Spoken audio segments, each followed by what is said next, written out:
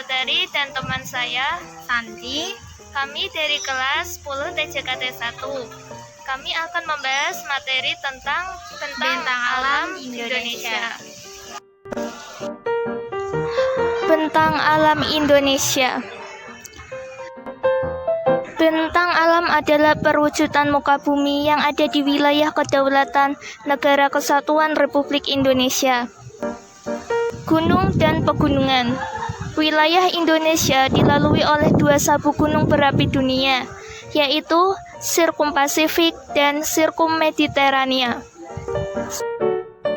Sirkumpasifik merupakan deretan gunung berapi yang berawal dari barisan pegunungan Andes Amerika Selatan dan bersambung ke pegunungan Rocky Amerika Utara, lalu bersambung ke Jepang hingga Filipina. Jalur pegunungan ini melalui wilayah Indonesia dari Sulawesi, lalu berbelok ke Pulau Halmahera dan akhirnya sampai di Papua. Sirkummediterania merupakan deretan gunung berapi yang bermula dari pegunungan Alpen Eropa, lalu bersambung ke pegunungan Himalaya. Sirkummediterania memasuki Indonesia melalui Sumatera dan membentuk dua busur yang melintasi Jawa, Bali, Nusa Tenggara, dan Maluku.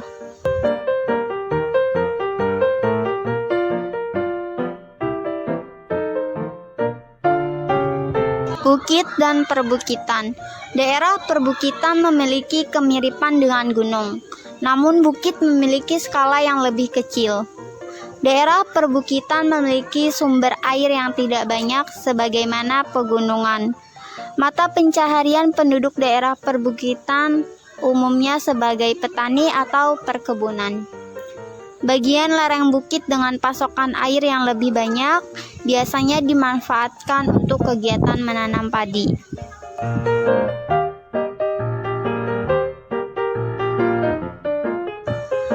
Dataran tinggi. Dataran tinggi dibedakan menjadi dua, yaitu 1. Hasil erosi dan sedimentasi. 2. Hasil kaldera.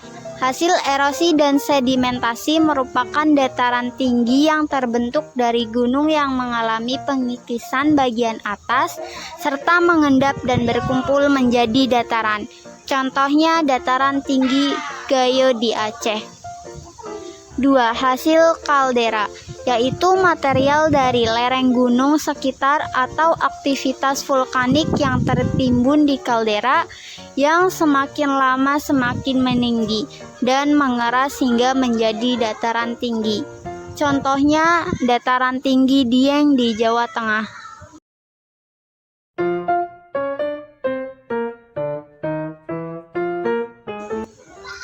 Dataran rendah.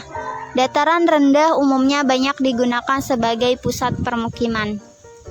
Permukaan dataran rendah yang cenderung rata memudahkan manusia dalam melakukan mobilitas, sehingga sering dijadikan sebagai pusat kegiatan masyarakat.